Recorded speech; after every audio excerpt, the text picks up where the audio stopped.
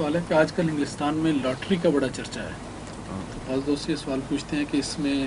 شامل ہونا کس وجہ سے منع ہے، اور لاٹری نہیں، مجھے آپ یہ بتائیں کہ کس کا قصور ہے؟ آپ نائب امیر بھی ہیں اور امام بھی ہیں مسجد کے، کہ اتنے سادہ سوال کا ابھی تک احمدیوں کو جواب ہی نہیں دیا گیا، اور چرچا ہو رہا ہے، اور شیطانیت کا چرچا ہو رہا ہے، اور قرآن کریم کے اس واضح پیغام کا اتنا مدھم پیغام پہنچایا گیا ہے کہ ان کے ذہنوں میں مٹا ہوا سا نقش ہے، وہ نہیں پہچانتے کہ واقعتاً لاٹری حرام ہے کہ نہیں۔ لاٹری ایک واضح کھلی جوئے کی قسم ہے، اور جوئے کو قرآن کریم نے حرام قرار دیا ہے۔ اس لیے مجھے اس بات پہ تعجب ہو رہا ہے کہ آپ نے کیوں شور نہیں مقابل پہ ڈالا، کثرت کے ساتھ بلند آواز سے تمام احمدی مردوں، عورتوں، بچوں کو مطلع کیوں نہیں کیا کہ یہ جھوٹ ہے اور محض شیطانی ایک شیطان کے ہاتھوں میں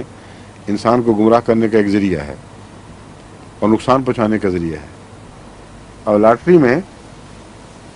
جتنی بڑی لاٹری ہوگی اتنے زیادہ لوگ شریک ہوں گے، اتنی زیادہ امیدیں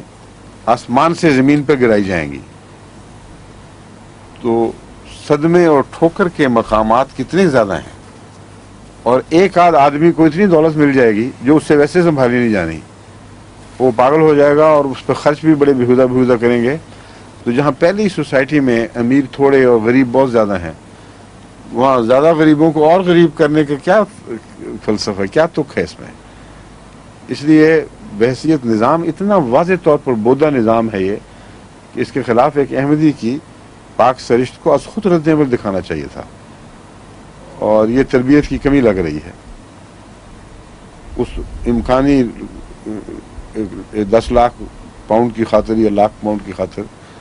وہ قرآن کے نظام سے تعلق توڑ لیں، اور پھر اپنے لیے بھاری اکثریت کے لیے، بلکہ قریباً سب کے لیے ہی، سب